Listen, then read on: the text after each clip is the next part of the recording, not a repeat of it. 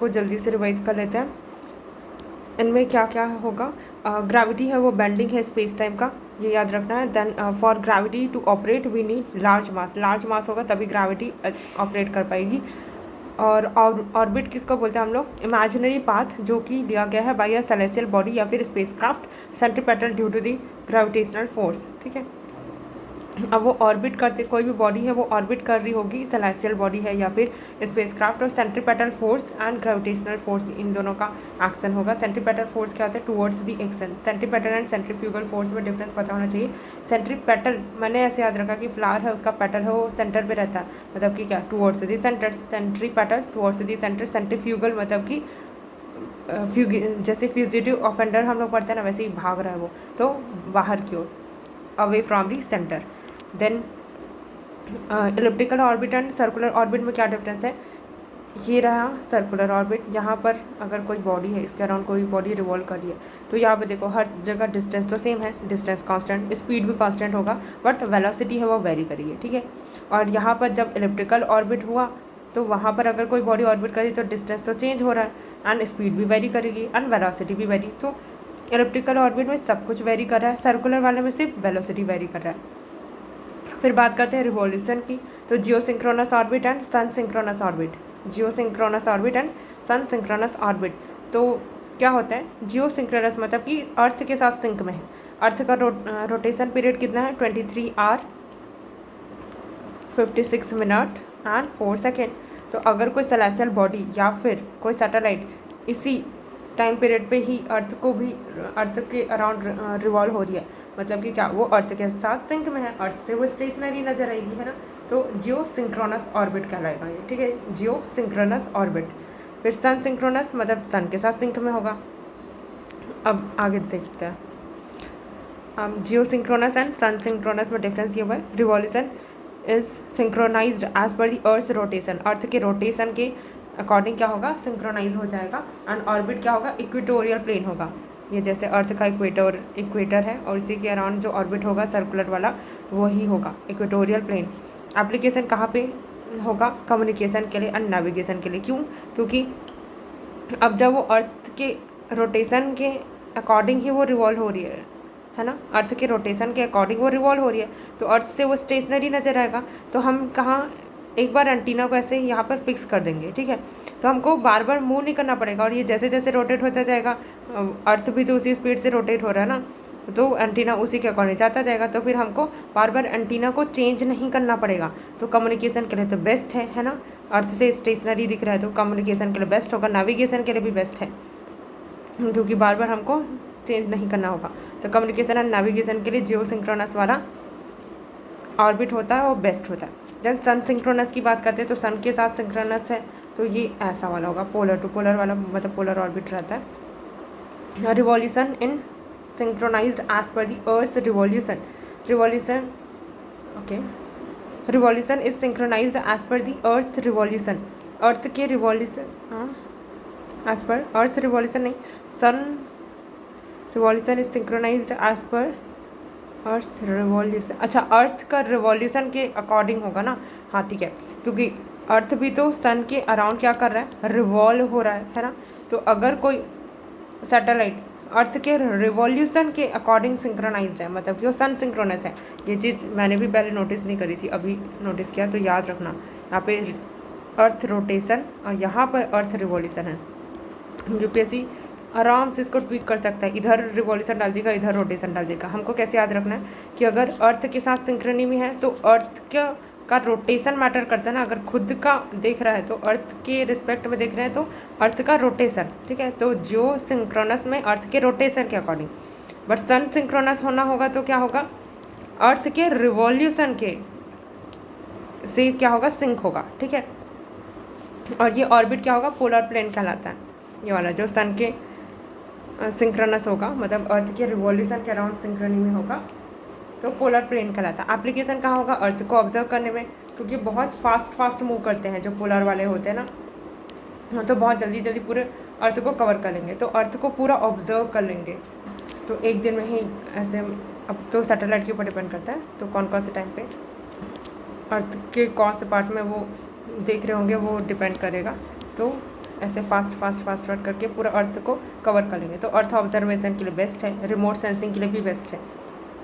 तो याद क्या रखना है हमको कि जो जियो सिंक्रोनस वाला ऑर्बिट है वो यूज़ किया जाता है most commonly for the communication and navigation, क्योंकि यहाँ पे एंटीना यूज़ होगा, वो फिक्स्ड होना चाहिए, इसलिए सन सिंक्रोनस में रखेंगे, जियो सिंक्रोनस में रखेंगे। एंड देन सन सिंक्रोनस में क्या हो जाएगा, वो अर्थ के रिवॉल्यूशन के अराउंड सिंक्रोनी में होगा, के अकॉर्डिंग सिंक्रोनी में होगा, पोलर प्लेन में होगा, और ये अर्थ ऑब्जर्व करने के लिए हेल्पफुल होगा, क्योंकि बहुत जल्दी क्या कर लेगा, अर्थ को ऑब्जर्व कर लेगा पूरा, एंड रिमोट सेंसिंग में भी हेल्प करेगा। ठीक है, एंड देन नेक्स्ट यहाँ पर मूवमेंट ऑफ द सैटेलाइट। अच्छा, ये तो कुछ काम का नहीं है। हाँ, कौन कौन से टाइप के ऑर्बिट्स होते हैं, low earth orbit, middle earth orbit and highly eccentric orbit, या फिर हाई अर्थ ऑर्बिट।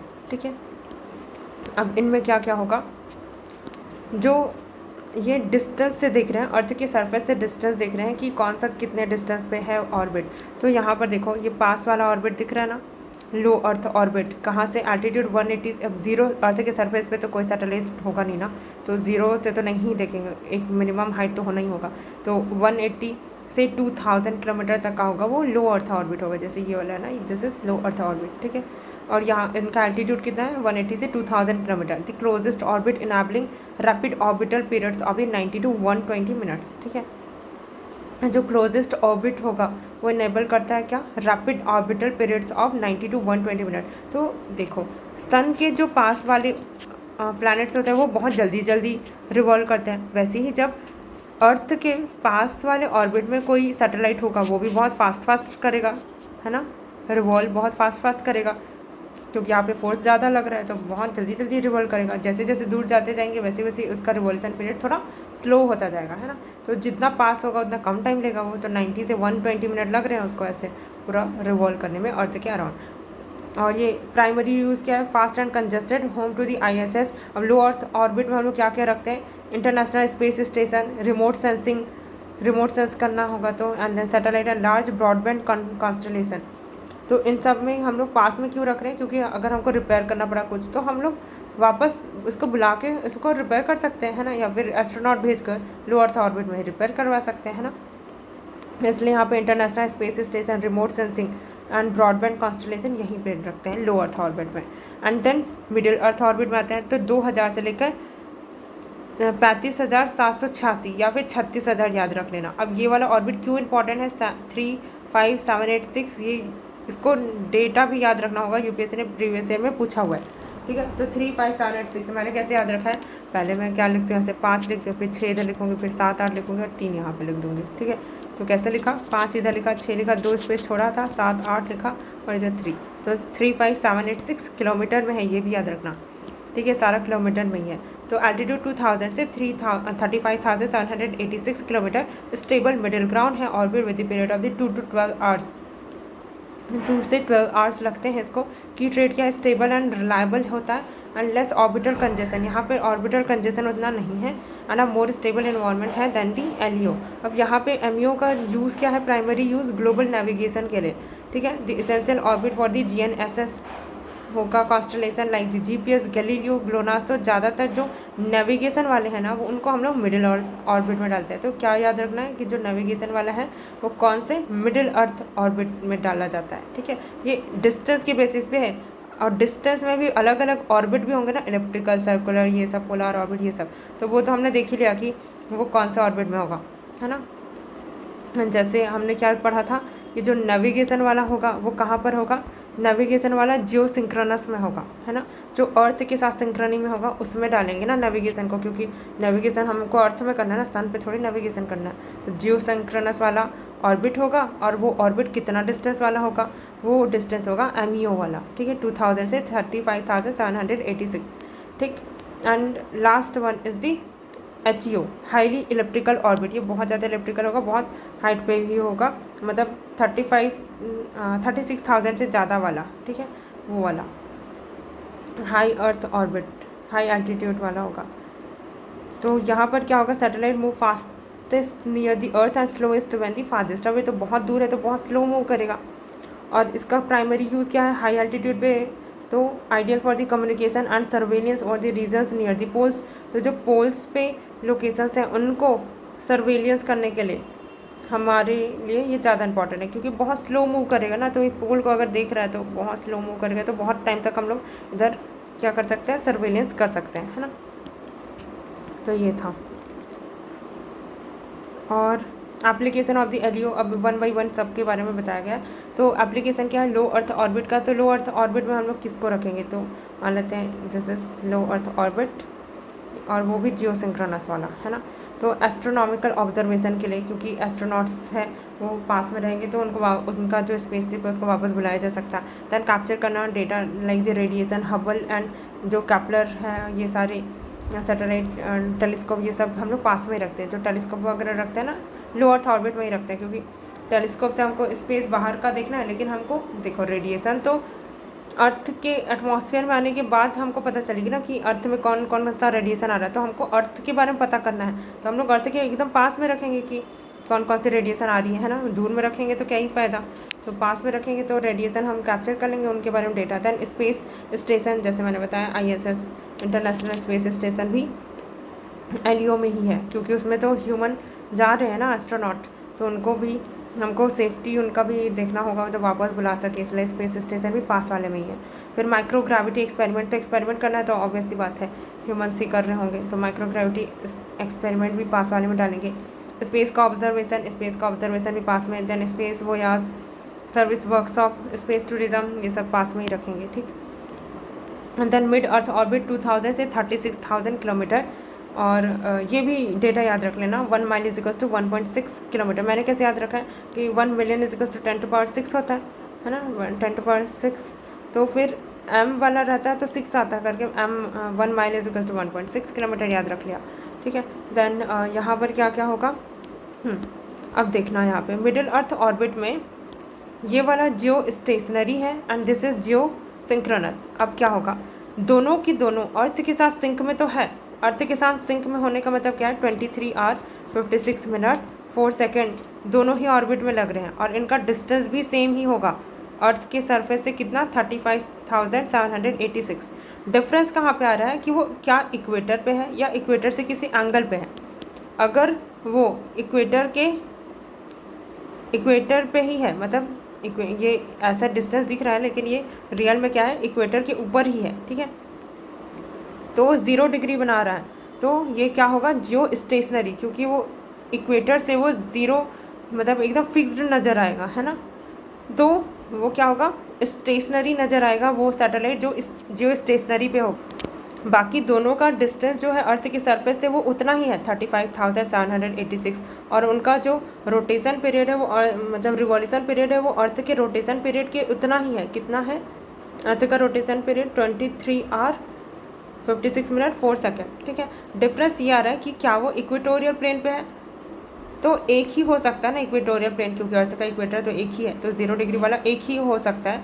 जियो सिंक्रोनस ऑर्बिट एक ही हो सकता है, तो इसलिए उसको हम लोग GSO बोल देते हैं, और बाकी बहुत सारे जियो सिंक्रोनस ऑर्बिट हो जाएंगे। तो कैसे बोल रही हूँ मैं कि यहाँ पर इक्वेटर है, ठीक है, ऐसा वाला ऑर्बिट एक ही डिस्टेंस पे एक ही हो सकता है ना, और बाकी इसी डिस्टेंस पे बहुत सारे ऑर्बिट हो सकते हैं जो अर्थ के साथ सिंक्रोनस में है लेकिन इक्वेटर के इक्वल नहीं, तो ऐसे बहुत सारे ऑर्बिट हो सकते हैं, है ना।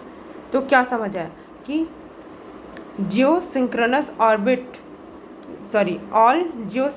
Orbit are not geostationary, क्योंकि जियो स्टेशनरी तो एक ही है, लेकिन all geostationary orbit are geosynchronous, क्योंकि जियो स्टेशनरी वाला है वो भी जियो सिंक्रोनस तो है, अर्थ के साथ सिंक्रोनी में तो है ना।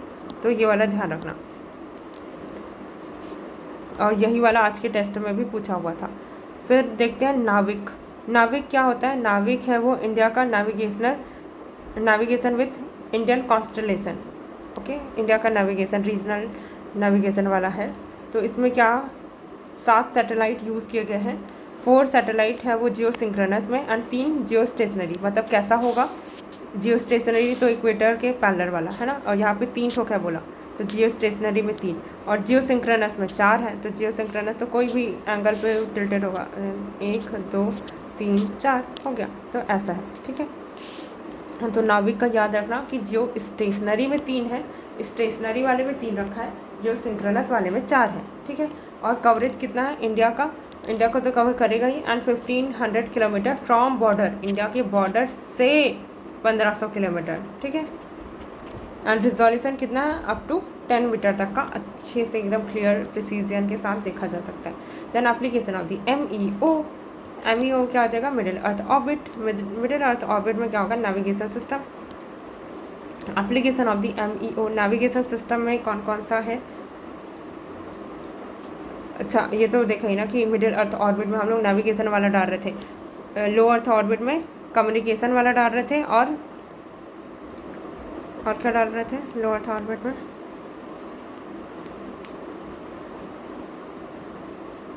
नहीं कम्युनिकेशन वाला नहीं डाल रहे थे। लो अर्थ ऑर्बिट में तो एस्ट्रोनॉमिकल ऑब्जर्वेशन, कैप्चर रेडिएशन वाला, space station, micro gravity space, ये वाला देख रहे थे, है ना। एंड MEO वाले में नेविगेशन वाला डाल रहे थे, ठीक है। तो नेविगेशन में क्या क्या होगा, तो ग्लोबल पोजिशनिंग सिस्टम है, ये USA का है, इसका लेकिन रियल नेम नावस्टार है, तो अगर UPSC ने नावस्टार दे दिया तो कंफ्यूज नहीं होना, ये USA का नेविगेशन सिस्टम है नावस्टार। एंड ग्लोनास है वो रसिया का है, गैलीलियो है वो यूरोपियन यूनियन का है, बाइडू 1 और 2 है चाइना का है, जहाँ पे बाइडू 1 है उसका रीजनल वाला है, एंड बाइडू 2 है वो ग्लोबल वाला है, ठीक है। इंडिया का तो नाविक बोलो या फिर IRNSS, फिर जापान का QZSS या फिर क्वाजाई जेनिथ, ठीक है। तो एक बार रिकॉल कर लेते हैं, USA का क्या है, नावस्टार या फिर GPS, एंड यूरोपियन यूनियन का क्या है, गैलीलियो, चाइना का बाइडू 1 2, एंड ग्लोनास है रसिया का, एंड क्वाजाई जेनिथ है जापान का, नाविक IRNSS है इंडिया का, ठीक है। इंटीग्रेशन विद मोबाइल ऐप्स वगैरह से इंटीग्रेट किया जाएगा, नावी maps, 3D GPS navigation map, ये तो ऐप वगैरह की बात कर रहे हैं। देन क्वालकॉम कंपनी है। देन नेक्स्ट में आते हैं, इधर तक का कर लिया। IRNS के बारे में और कुछ देखना है क्या,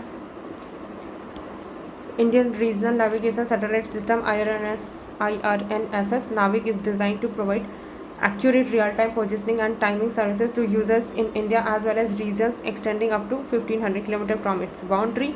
Navigation constellation consists of 7 satellites, 3 in the geostationary and 4 in the geosynchronous, ठीक है। और कितना इंक्लाइंड है, 29 degree to the equator, okay. यहाँ पर हमको पता भी चल गया कि कितना इंक्लाइंड होगा इक्वेटर से, 29 डिग्री, तो इतना इंक्लाइंड है, बस इतना ही, 29 डिग्री इंक्लाइंड है, तो इसको हाईलाइट कर लिए रहते हैं, 29 degree to the equator tilted है। Each satellite has 3 rubidium atomic clock, 3 rubidium है वो है क्या बोलते हैं, रेडिएशन रिलीज करता है, जैसे यूरेनियम टाइप का, वैसा टाइप का। फिर which provide accurate locational data, तो रुबिडियम यूज़ हुआ है, ये याद रखना, तो हमने इंडिया से रूबी भेजा है, ऐसा करके याद रख लेंगे। फिर it will provide 2 types of the services, standard positioning service देगा, मेंट फॉर ऑल यूजर्स के लिए होगा जो स्टैंडर्ड पोजिशनिंग होगा, एंड जो रिस्ट्रिक्टेड सर्विस, नाम में ही रिस्ट्रिक्टेड है तो कौन यूज़ करेगा, military and security agencies. Encrypted service होगी, provided only to the authorised users. Then applications of the IRNSS कहाँ पे यूज़ होगा, अब ऊपर से देख रहे हैं तो क्या क्या करेंगे, terrestrial, aerial and marine navigation करेंगे, डिजास्टर मैनेजमेंट के लिए, and tracking and fleet management, precise timing, mapping, geodetic data capture, terrestrial navigation, aid for the hikers and travellers, फिर visual and voice navigation for the drivers. फिर while the American GPS 24 satellite है, तो America का क्या पढ़ा अभी, नावस्टार पढ़ा था ना, या GPS बोलते हैं, 24 है in orbit. The number of satellite visible to the ground receiver is limited. IRNSS में 4 सैटेलाइट हैं, ऑलवेज इन जियोसिंक्रोनस वाले में, एंड ऑर्बिट से hence always visible to a receiver in a region 1500 kilometre around India.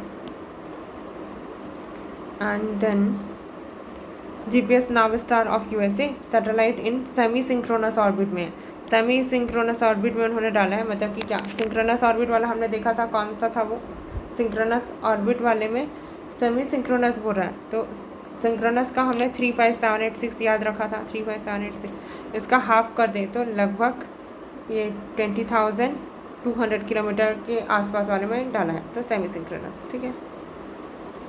Above the surface takes 12 hour to complete the orbit, and 24 satellite है, उतना ज़्यादा important नहीं है, सब चीज़ याद रखना, 24 सैटेलाइट है, बस ये याद रखना। एंड एप्लीकेशन लोकेशन सर्विस देगा, टाइमिंग सर्विसेज देगा। देन जियो स्टेशनरी सर्विस, मैंने वही बताया जियो स्टेशनरी इक्वेटर के पैरेलल वाला। तो सर्कुलर ऑर्बिट होता है 35,786 किलोमीटर डिस्टेंस पे होता है अर्थ की सरफेस से। 20 आवर का टाइम होता है रोटेशन, मतलब मैचेस दी अर्थ, वही 23 आवर 56 मिनट 4 सेकंड वाला ही है। देन वेस्ट टू ईस्ट, अब अर्थ के साथ सिंक्रोनी में है तो वेस्ट टू ईस्ट ही मूव करना पड़ेगा उसको भी। फिर बात करते हैं हाई अर्थ ऑर्बिट, ये ऊपर वाला है हाई अर्थ ऑर्बिट, मतलब 36,000 किलोमीटर से बियॉन्ड वाला ऑर्बिट। तो कितना होगा, अब यहाँ पे ना 4 पॉइंट है ना। हाई अर्थ ऑर्बिट में हम 4 लैग्रांज पॉइंट की बात करते हैं। तो अर्थ के लिए जैसे हर एक प्लैनेट का लैग्रांज पॉइंट होता है, जहाँ पर क्या होता है, लैग्रांज पॉइंट होते क्या होते हैं ये देख लेते हैं। कि जैसे अर्थ है यहाँ पर और यहाँ पे सन है ना।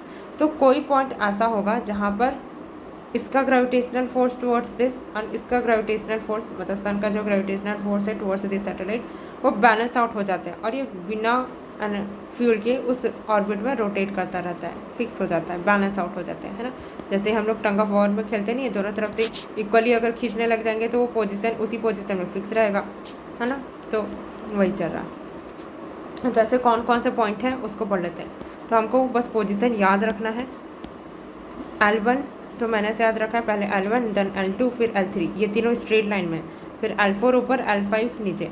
L4 एंड L5 स्टेबल है, L1 L2 L3 है अनस्टेबल है। इसके बावजूद हम लोग L1 L2 L3 में ही रखते हैं, ठीक है, क्योंकि L4 एंड L5 है उनको मॉनिटर करना बहुत डिफिकल्ट हो जाता है। तो L1 L2 L3 भले वो अनस्टेबल है लेकिन हम लोग सैटेलाइट को यही पुट करते हैं। तो इनका लोकेशन एक बार और ऐसे याद रखते हैं। L1 ये सन बनाया मैंने, ये अर्थ, तो L1 L2 L3 L4 and L5, ठीक है। एक दो बार और लिख के देखना, याद हो जाएगा। फिर L1 है वो कितना दूरी पर है, 16 lakh kilometre from the surface of the अर्थ। अब क्योंकि ये L1 वाला है वो यहाँ पर ऐसे घूम रहा है ना, तो फिर ये क्या कर देगा, सन को मतलब कि हालो ऑर्बिट बोलते हैं, ये याद रख लेना। आगे बढ़ते हैं। सेम डिस्टेंस अदर साइड में भी, तो L2 भी है वो 16 लाख किलोमीटर ही है from the surface of the earth. Then satellite can constantly monitor sun. तो अगर हम लोग L1 वाले ऑर्बिट पे रखते हैं तो ये यहाँ पर है ना, तो हमेशा ही सन को मॉनिटर कर सकता है। L2 वाला रहेगा वो हमेशा नहीं कर पाएगा, क्योंकि बीच बीच में कभी अर्थ आ जाएगा सन के सामने में तो नहीं कर पाएगा, इसलिए L1 है वो हमेशा ही मॉनिटर करते रहेगा। Then if spacecraft on the Lagrange point, तो हैलो ऑर्बिट बोलते हैं। तो लैग्रांज पॉइंट पे अगर स्पेस क्राफ्ट है तो इसलिए हम लोग उसको हैलो ऑर्बिट बोलते हैं। L1 L2 L3 unstable orbit है, अनस्टेबल इक्विलिब्रियम है, एंड L4 एंड L5 है स्टेबल इक्विलिब्रियम, ठीक। फिर एप्लीकेशन क्या है हाई अर्थ ऑर्बिट का, जियोसिंक्रोनस ट्रांसफर ऑर्बिट GTO पेरिजी। तो इनका क्या फ़ायदा होता है कि पेरिजी तो पता है ना, पास जब होगा प्लैनेट सन के, मतलब अर्थ के, जी बोला ना पेरिजी, पेरीहिलियन मतलब सन के पास, ठीक है। यहाँ पे पेरिजी अपोजी वाला कॉन्सेप्ट है। तो अर्थ से जब हम लोग क्या करेंगे, यहाँ पर से भेज देंगे और उसके बाद फिर वो क्या करेगा, अगले वाले ऐसे ऑर्बिट में भेज दिया जाएगा। तो GTO में जियोसिंक्रोनस ट्रांसफ़र ऑर्बिट, तो जियोसिंक्रोनस ट्रांसफ़र ऑर्बिट से ऐसे भेजते जाते हैं। तो पेरिजी 300 से 400 किलोमीटर, अपोजी 36,000 किलोमीटर से 38,000 kilometre, use for initial launch of the communication satellite की इनिशियल लॉन्च के लिए यूज़ किया जाता है। फिर और ज़्यादा डिटेल में जाने की यहाँ पे ज़रूरत नहीं है। लॉन्च व्हीकल कौन कौन से होते हैं ये याद रख लेते हैं। लॉन्च व्हीकल में होता है एक्सपेंडेबल लॉन्च व्हीकल और दूसरा होता है reusable launch vehicle. Launch vehicle मतलब कि व्हीकल जैसे पता चल रहा है, व्हीकल हमारा जो मोटर व्हीकल भी होता है उसमें तो वो व्हीकल है ना, और उसमें जो हम लोग पेलोड डालेंगे वो हम लोग, तो मोटर व्हीकल में हम लोग पेलोड रहता है, बट यहाँ पर जब स्पेस में भेज रहे हैं तो उसमें पेलोड में हो सकता है सैटेलाइट हो, या फिर हम लोग बॉम्ब भी डाल सकते हैं। अगर बॉम्ब डाल दिए तो इस लॉन्च व्हीकल को हम लोग मिसाइल बोलेंगे, है ना। अभी इसको लॉन्च व्हीकल बोल रहे हैं। तो क्या होगा, एक्सपेंडेबल लॉन्च व्हीकल मतलब कि क्या, यहाँ पर जो भी यूज़ होगा ना स्पेस मिशन में, एक बार यूज़ हुआ तो हम दोबारा इसको यूज़ नहीं कर पाएंगे, क्योंकि वो चीज़ एक्सपेंड हो गई। तो use only once for the space mission for unmanned mission. अब वापस तो आना नहीं है इसको, क्योंकि इसमें सिर्फ सैटेलाइट है, मैन को हमने नहीं भेजा, तो फिर अनमैन्ड मिशन के लिए हम भेजते हैं, क्योंकि हमको पता है हम लोग इसको वापस नहीं लेके आने वाले हैं, वो वेस्टेज हो जाएगा, स्पेस डेब्री बन जाएगा, ठीक है। तो स्पेस डेब्री इशू होता है। रीयूजेबल लॉन्च व्हीकल में क्या होगा कि वो लॉन्च व्हीकल सैटेलाइट को छोड़ने के बाद वो वापस भी आएगा ज़मीन पे, तो can be use multiple times, use कर सकते हैं उसको।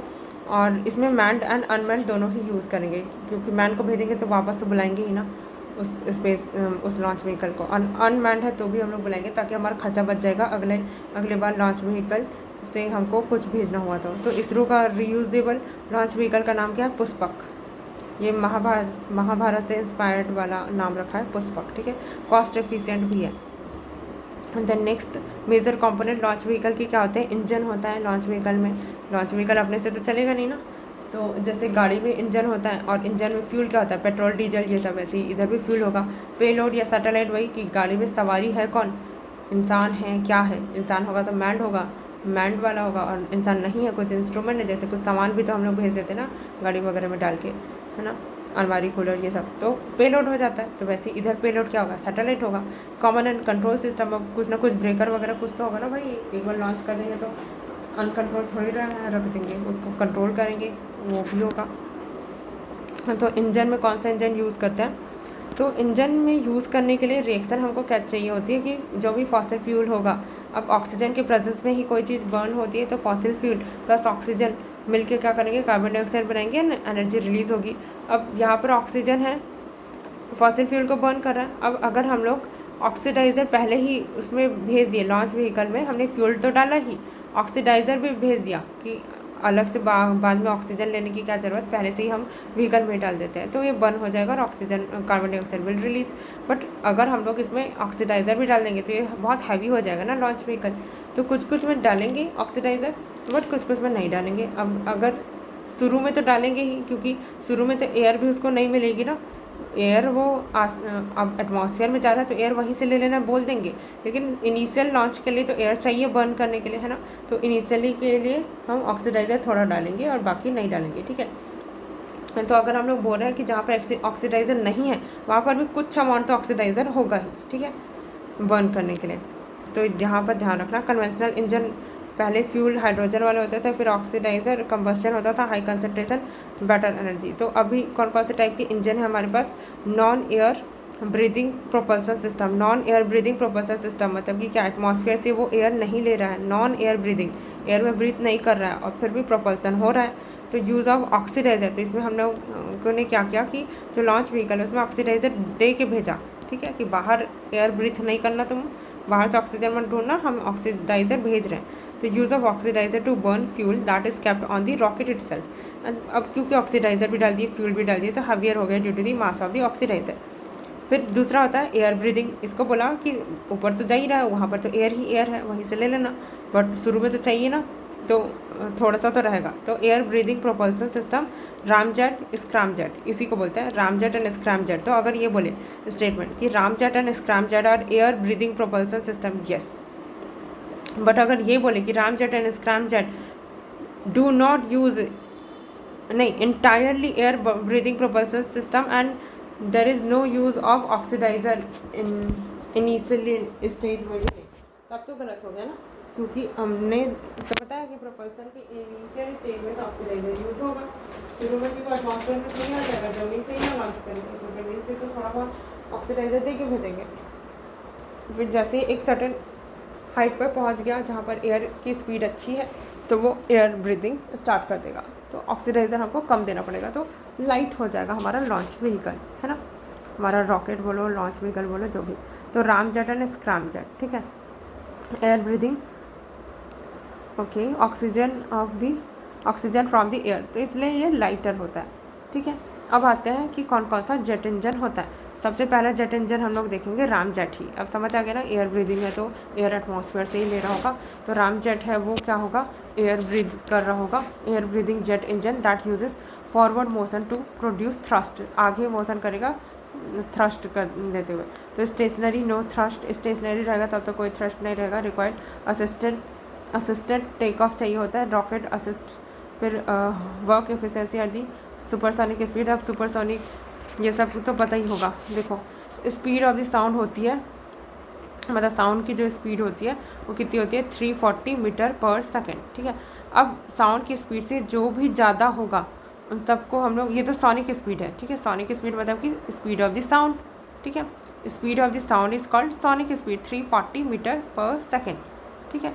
तो इसमें अगर मैं किसी का मल्टीप्लाई करूँ, 2 का मल्टीप्लाई करूँ और वो स्पीड हो गई 3 दूनी 6 4 दूनी 8 680 मीटर पर सेकेंड से अगर कोई ऑब्जेक्ट मूव कर रहा है, ठीक है, तो ये क्या होगा, ये हो जाएगा क्योंकि सोनिक से ज़्यादा है ना, तो इसको हम लोग बोलेंगे सुपरसोनिक स्पीड, ठीक है। Moving at the supersonic speed. अब इसका मैक नंबर क्या हो जाएगा, क्योंकि मैंने 2 से मल्टीप्लाई किया था स्पीड ऑफ द साउंड को, तो मैक नंबर इज़ 2। साउंड का स्पीड का मैक नंबर इज़ 1, ठीक है। तो 1 के इक्वल हुआ तो उसको ट्रांससोनिक बोलेंगे, ठीक है। 1 ट्रांससोनिक से मतलब 1 मैक से ज़्यादा हुआ, मतलब 2 मैक हो गया, 3 मैक हो गया, तो ये क्या कहलाएगा, सुपरसोनिक। 5 से ज़्यादा हो गया तो वो हाइपरसोनिक कहलाएगा, ठीक है। और 1 मैक से कम हो गया तो सबसोनिक कहलाएगा, साउंड की स्पीड से कम, है ना। तो मैक नंबर से हम पता कर लेते हैं, अगर 1 से कम हुआ तो सबसोनिक, 1 के इक्वल हुआ तो ट्रांससोनिक, एंड 2 से लेकर 5 तक का हुआ तो फिर क्या हो जाएगा, सुपरसोनिक। 5 से ज़्यादा हुआ तो क्या हो जाएगा, हाइपरसोनिक, ठीक है। अब इसके बाद क्या होगा कि ये जो रामजेट इंजन है वो तो सोनिक स्पीड में मूव कर रहा है, मतलब सोनिक बोल रही हूँ, सुपरसोनिक स्पीड में मूव कर रहा है, जैसे मैक नंबर 3 to 6, और ये 6 आ गया, लेकिन ये जस्ट मतलब सुपरसोनिक से आगे बढ़ा है ना, तो इसको सिर्फ सुपरसोनिक स्पीड ही बोलेंगे। तो रामजेट है वो सुपरसोनिक स्पीड में मूव कर रहा है, लेकिन जो एयर अंदर जा रहा है, ठीक है, अब उसको कंप्रेस करेंगे, एयर अंदर जा रहा है तो कंप्रेस करेंगे, क्योंकि एयर में पूरा का पूरा ऑक्सीजन तो है नहीं, एयर में सिर्फ 21% ऑक्सीजन है ना, हम तो पढ़ते हैं 78% तो नाइट्रोजन है, तो इनको कंप्रेस करेंगे ताकि ऑक्सीजन के मॉलिक्यूल पास पास आ जाए, पास आ जाएंगे, और ऑक्सीजन भी इनमें कम है तो यहाँ पर बहुत स्पीड से जाएगा। अब उसको कंप्रेस करेंगे तो फिर ये जो कंप्रेशन है वो थोड़ा स्लो करना पड़ेगा, तब जाके वो प्रॉपर बर्न होगा। तो जो कंप्रेशन है, वो जो कंबस्चन है वो लेस देन 1 होगा, मैक जो कंबस्चन का जो वो मैक नंबर है वो लेस देन 1 है। तो जो कंबस्चन है वो सबसोनिक स्पीड में हो रहा है, लेकिन रामजेट है वो मूव कर रहा है किसमें, सुपरसोनिक स्पीड में। तो यही जो रामजेट वाला क्वेश्चन था ना, वहाँ पर यही याद रखना, रामजेट में क्या हो रहा है, रामजेट तो मूव कर रहा है सुपरसोनिक स्पीड में, मैक नंबर 3 to 6, और कंबस्चन हो रहा है सबसोनिक स्पीड में 1 मैक से कम, ठीक है, तभी प्रॉपरली बर्न होगा। ये तो बहुत ज़्यादा स्पीड से बर्न नहीं, एयर आएगा तो नहीं हो पाएगा बर्न। अब इसी में हम स्क्रैमजेट इंजन लेके आते हैं, जहाँ पर ये खुद तो मूव करेगा सुपरसोनिक में ही, मतलब कि हाइपरसोनिक में मूव करेगा। तो अगर ये हाइपरसोनिक में मूव कर रहा है तो कंबस्चन है वो सुपरसोनिक में मूव करेगा, आई मीन सुपरसोनिक में होगा। तो यहाँ पे बस यही याद रखना कि वो वैसा ही है, बट ये ज़्यादा पावरफुल है स्क्रैमजेट। तो यहाँ पर क्या, इसका फुल नेम ही अगर देखें ना तो सुपरसोनिक कंबस्चन रामजेट ही है, ठीक है। तो यहाँ पर जो कंबस्चन हो रहा है वो सुपरसोनिक हो रहा है। तो अगर कंबस्चन मतलब बर्न हो रहा है फ्यूल सुपरसोनिक स्पीड में, तो ये खुद मूव कर रहा होगा क्या में, हाइपरसोनिक स्पीड में। तो बस यही याद रखना है। क्या याद रखना है, एक बार मैं समराइज़ कर देती हूँ। जो रामजेट है ये मूव कर रहा है सुपरसोनिक स्पीड में, कंबस्चन हो रहा है सबसोनिक स्पीड में, ठीक है। और स्क्रैमजेट तो इसके तो नाम में ही लिखा हुआ है ना कि सुपरसोनिक कंबस्चन, यहाँ पर सुपरसोनिक में कंबस्चन हो रहा है, हाइपरसोनिक में ये खुद मूव कर रहा है, मतलब 5 मैक से ज़्यादा की स्पीड में। फिर आते हैं सॉलिड ड्यूएट फ्यूल रामजेट। तो यहाँ पर क्या होगा, thrust modulated ducted with the reduced smoke nozzle less boosted and solid fuelled air breathing ramjet. तो यहाँ पे सॉलिड फ्यूल रहेगा रामजेट में, तो नाम में ही लिखा हुआ है सॉलिड ड्यूटेड फ्यूल रामजेट। तो यहाँ पे फ्यूल जो रामजेट में यूज़ किया जा रहा है दैट इज़ सॉलिड 1। और फिर डुअल मोड रामजेट, तो एक ही रामजेट है वो, क्या मतलब रामजेट ही स्क्रैमजेट बन जाएगा, तो डुअल यूज़ हो जाएगा एक ही लॉन्च व्हीकल का, ऐसा है, ठीक है। अब आगे देखते हैं सॉलिड फ्यूल। अब हमने फ्यूल की बात कर ही ली, तो फ्यूल देख लेते हैं कि कौन कौन से टाइप का फ्यूल होता है। एक तो सॉलिड फ्यूल होता है, एक लिक्विड स्टेज वाला फ्यूल होता है। कौन सा अच्छा होता है, सॉलिड होता है, वो एनर्जी ज़्यादा देता है लेकिन वो प्रॉपरली बर्न नहीं होता। जैसे अगर हम लोग कुछ भी अगर सॉलिड वाली लकड़ी को भी बर्न कर रहे हैं ना तो कुछ कुछ ऐसा छूट जाता है, पर वहीं पे अगर हम लोग लिक्विड पेट्रोल को बर्न करना, कुछ नहीं बचेगा, सब जल जाएगा, है ना। तो यही कि सॉलिड फ्यूल एनर्जी तो ज़्यादा देगा लेकिन अच्छे से प्रॉपर बर्न नहीं होता, है ना। और सॉलिड फ्यूल कहाँ यूज़ होता है, PSLV में भी यूज़ होता है, GSLV में भी यूज़ होता है। लिक्विड वाला भी PSLV में भी यूज़ होता है, GSLV में भी यूज़ होता है। अब इसमें कौन सा फ्यूल यूज़ करते हैं वो याद रखने की ज़रूरत नहीं है, बट सॉलिड फ्यूल होने का फ़ायदा क्या होता है, ईजी टू स्टोर है एंड ट्रांसफ़र, क्योंकि सॉलिड है वो लीक तो नहीं होगा ना, किसी कंटेनर में डाल दिया तो कुछ अगर छेद वगैरह भी हो गया तो लीक नहीं होगा, क्योंकि तो सॉलिड है। ऑल रॉकेट है वो सॉलिड फ्यूल रखते हैं पहले स्टेज में, ठीक है, क्योंकि वो ज़्यादा एनर्जी देता है, क्योंकि अर्थ से जिस स्पीड में उसको जाना है तो उसमें ज़्यादा एनर्जी चाहिए, इसलिए पहले स्टेज में हम लोग सॉलिड फ्यूल रखते हैं। हैवी वेट को लिफ्ट करना होगा तो फिर कॉस्ट भी ज़्यादा लगता है, तो ये डिसएडवांटेज है सॉलिड फ्यूल का कि सॉलिड है तो वेट तो ज़्यादा होगा एंड कॉस्ट भी ज़्यादा लगेगा। नॉन यूनिफॉर्म बर्निंग होती है, वही मैं बता रही थी। फिर लिक्विड स्टेज में क्या होगा, अब यहाँ पर लिक्विड स्टेज बर्न तो अच्छा होगा, लेकिन कुछ भी छेद वगैरह हो गया तो लीकेज का डर रहता है एंड हाई एफिशिएंसी तो ये देगा ही देगा, है ना, लिक्विड वाला। एंड यूनिफॉर्म बर्निंग भी होगी, वेट भी कम होता है सॉलिड के कंपैरिजन में, चीप होता है स्टोरेज, डिफ़िकल्टी होते हैं लेकिन स्टोरेज एंड ट्रांसपोर्ट करने में ड्यू टू लीकेज, ठीक है। And then cryogenic engine. अब ये वाला हमने इंडिया का खुद का हम लोग क्रायोजेनिक इंजन बनाया हुआ है, इंडिजिनियसली डेवलप्ड बाय इंडिया। और भी कुछ कंट्रीज हैं जिनके पास खुद का क्रायोजेनिक इंजन है, तो किस किस के पास खुद का क्रायोजेनिक इंजन है ये याद रखना बहुत ज़रूरी है। यूएस है, उसके पास है, सबसे पहले तो यूएस के पास ही था क्रायोजेनिक इंजन। उसके बाद जापान के पास आया। हम लोग जनरली सोचते हैं कि यूएस के बाद रसिया होगा, लेकिन नहीं, क्रायोजेनिक इंजन यूएस के बाद जापान, फिर फ्रांस, फिर चाइना, फिर रसिया, फिर इंडिया, ठीक है। तो यूएस, देन जापान, फिर फ्रांस, फिर चाइना, फ्रांस देन चाइना, फिर रसिया, चाइना के बाद रसिया, फिर इंडिया। तो सिर्फ और सिर्फ 6 कंट्रीज़ के पास क्रायोजेनिक इंजन है। तो अगर हम सिर्फ कंट्रीज़ याद रखें तो जैसे हमारा लॉजिक चलता है, यूएसए के पास तो होगा ही होगा, एंड यूएसए के पास है तो रसिया के पास भी होगा, रसिया के पास है चाइना के पास होगा, China and India, US and Russia, ठीक है। फिर जापान एंड फ्रांस के पास भी होगा, क्योंकि इन दोनों भी टेक्नोलॉजिकली बहुत एडवांस है, मिलिट्री वाले मतलब सैटेलाइट ये सब में, तो जापान एंड फ्रांस भी होगा ही होगा, ठीक है। देन क्रायोजेनिक इंजन है क्या, यहाँ पर जो फ्यूल यूज़ किया जाएगा वो लिक्विड हाइड्रोजन और लिक्विड ऑक्सीजन होगा, क्योंकि ऑक्सीजन के बिना तो बर्न नहीं होगा ना। अब यहाँ पर दोनों ही लिक्विड में होंगे और दोनों का टेम्परेचर थोड़ा याद रखने का ट्राई करेंगे। मैंने ऐसे याद रखा है कि हाइड्रोजन को ज़्यादा ठंडा करेंगे तभी ना ऑक्सीजन है उसको जला पाएगा, तो हाइड्रोजन को ज़्यादा ठंडा करेंगे -253 डिग्री सेल्सियस, और ये -183, लास्ट में 3 ही है दोनों के, और इसका 253 और ये 183, ठीक है। तो इतना बस याद रख लेना। और इतने लो टेम्परेचर पे भी इन लोग बर्न हो जाते हैं, ठीक है, वेरी लो टेम्परेचर पे, जनरेट करता है क्या, H2O, H एंड O मिल के रिएक्शन करें तो H2O ही रिलीज़ होगा ना, एंड हाई एनर्जी थ्रस्ट मिलता है। अब क्रायोजेनिक इंजन ही क्यों, क्योंकि ये स्टोर होता है लिक्विड फॉर्म में एंड इनकी हाई इफिशिएंसी होती है, बट थ्रस्ट है पर kg of the fuel combination, highest efficiency होती है, अच्छा ठीक है। एंड देन ठीक है, इतना ही था इसमें। तो फिर इंडिया के पास कौन कौन से लॉन्च व्हीकल है। अब यहाँ पर मैंने ना कुछ और चीज़ें नोट की है जो सर ने क्लास के टाइम पे बताया था। तो क्या है ये NSG जो न्यूक्लियर सप्लायर ग्रुप है, इंडिया मेंबर नहीं है इसका, ठीक है, इसलिए हमारे पास न्यूक्लियर सप्लायर ग्रुप का, एक सेकेंड, हाँ, इंडिया नहीं है मेंबर न्यूक्लियर सप्लायर ग्रुप का। हमने बोला कि हम सिविल पर्पस के लिए यूज़ करेंगे, लेकिन अब कौन ही ट्रस्ट करेगा, क्योंकि 1974 smiling Buddha, then 1984 I guess, नहीं 1891 के आसपास वो मिशन शक्ति है ना पोखरण में, तो हमने न्यूक्लियर टेस्ट किया, तो फिर उसके बाद से अब चाइना ब्लॉक कर दे रहा है हमारा मेंबरशिप NSG का। फिर ऑस्ट्रेलिया ग्रुप क्या के लिए है, बायोलॉजिकल एंड केमिकल वेपन के लिए, ठीक है, इंडिया इज़ अ मेंबर।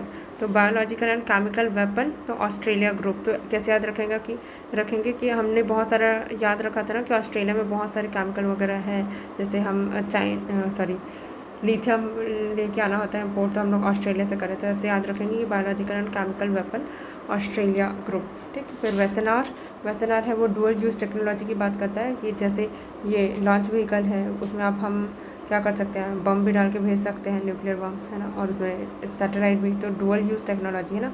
तो वेस्टर्न आर्ट, तो हम ऐसे याद रखेंगे कि यहाँ पे 2 ठोक एस है, तो एक एस का यूज़ अच्छे चीज़ के लिए, एक एस का यूज़ बुरे चीज़ के लिए, तो डबल यूज़ हो रहा है ना ऐसे, ठीक है। फिर यहाँ पर इंडिया का कौन कौन से लॉन्च व्हीकल है इंडिया के पास।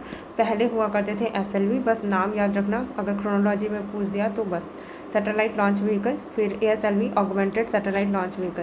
तो पहले SLV, फिर ASLV, फिर PSLV एंड देन GSLV 2001 में। तो मैंने तो ऐसे याद रखा है कि मैं अर्थ में आई कब, 2001 में, मेरा बर्थ ईयर 2001 है ना। और जियो करके याद रख लेना, जियो सिंक्रोनस है, तो जियो मतलब अर्थ।